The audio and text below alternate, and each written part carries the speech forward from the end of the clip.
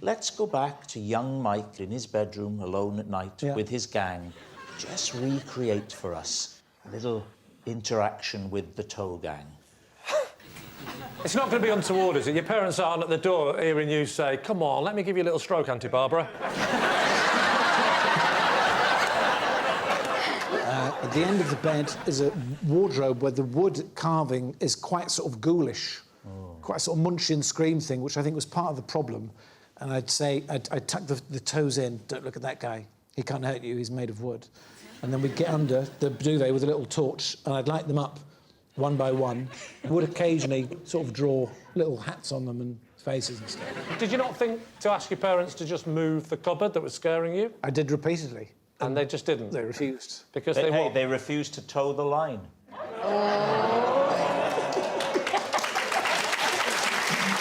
For that, round of applause. What I want to know is whether some people groaned and clapped. If so, what was going through their mind? All right, Leisha, what are you thinking?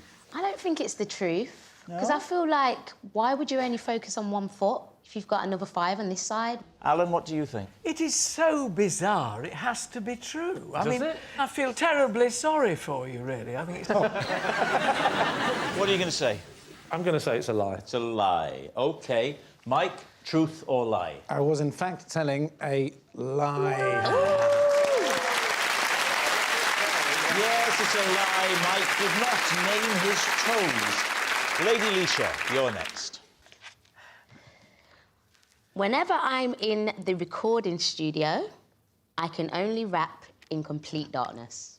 Well, David, what are the chances that somebody else has the same method as you? What do you think? Complete darkness. Complete, absolute, nothing on. Why? Because I don't like anybody to see me when I'm performing. It's a bit weird, actually, when I think about it. But you've got, like, 60 million views on YouTube. It's different, though, because it's just me and the cameraman.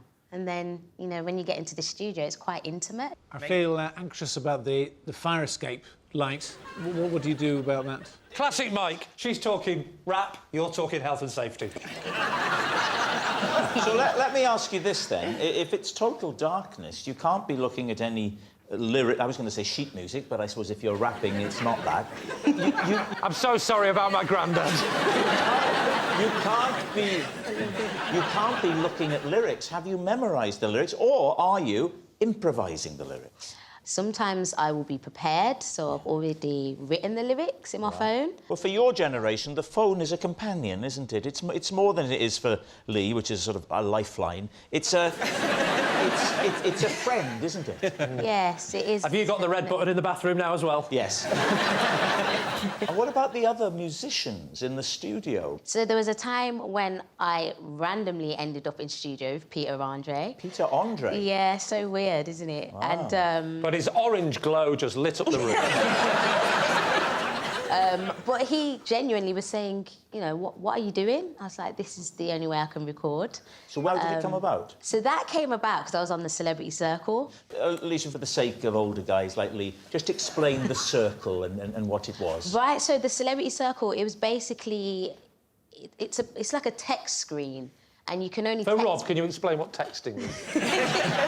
It's just that little thing on your phone when you For press Lee, send. can you explain what a screen is? It's not that thing they bring round the bed when they change your dressing. It's a different sort. For Rob, could you just speak a bit louder? For Lee, could you not make any sudden movements? Could you take Rob to the toilet?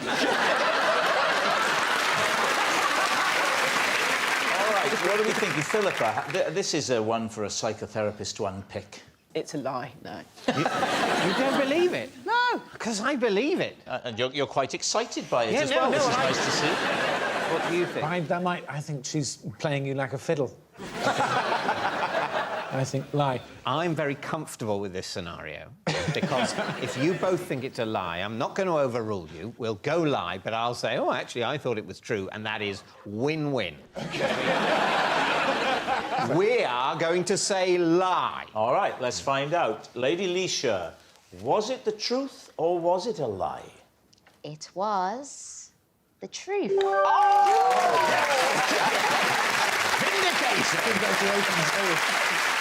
Yes, it's true. Our next round is called This Is My, where we bring on a mystery guest who has a close connection to one of our panellists. This week, each of David's team will claim it's them that has the genuine connection to the guest. It's up to Lee's team to spot who's telling the truth. So please welcome this week's special guest, Amanda.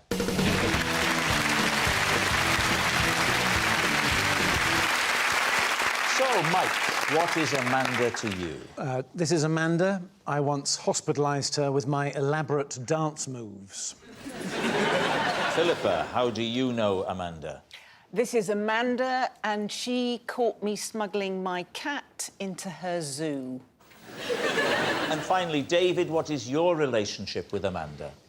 This is Amanda. When I kicked her child's football back, she watched in horror as it sailed through the air and knocked her mother out of her camping chair. Lee's team. Mike. How old were you? Around 20, maybe 19. OK. And where were you?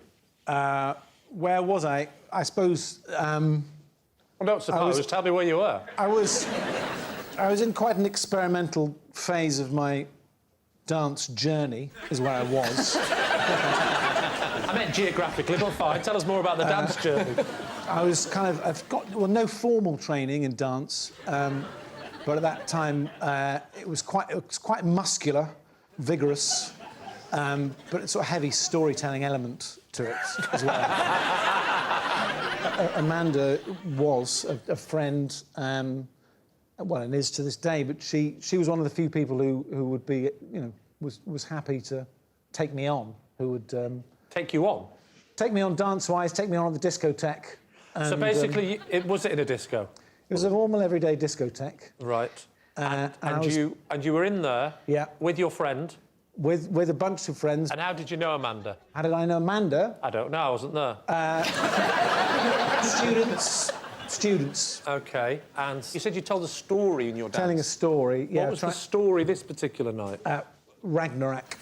I was trying to retell the sort of the Nordic apocalypse. And the finishing move was the problem lay with it. I was trying out a sort of power pirouette.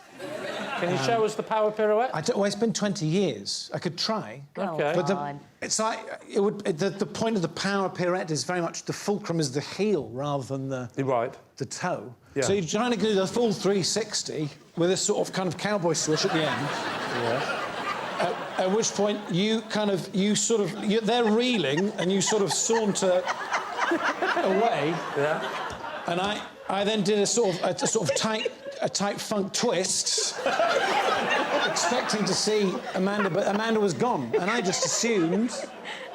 assumed she was tired, she was exhausted, but it turned out that the fulcrum, my heel, I'd done it on her right big toe. Long Pete. I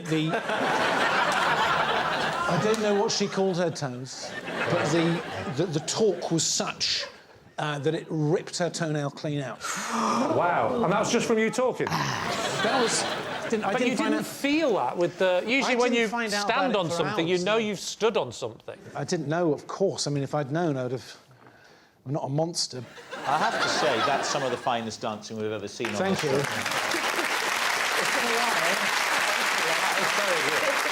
That's right up there with some of my stuff. Who would you like to quiz next? OK, Philippa, can you remind me again? This is Amanda. Yeah. And she caught me smuggling my cat into her zoo. Why did you want to smuggle your cat into a zoo? Because when David Attenborough comes on, the cat dashes to watch the telly and really just loves the animals. And his favourite things are lions. And I just thought it'd be really great if I showed him some real lions. Yeah. Is this Kevin, the cat that I've seen on your TV shows? Yes. Oh. I've got this sort of backpack thing that the cat's got a sort of porthole with a sort of perspex hole so he can sit in it. You regularly take the cat out for days out? Oh, yeah. And have you made this thing, or can you buy a cat carrier? You can buy them. OK, so where else have you taken the cat? Oh, we go on long walks. Well, you do.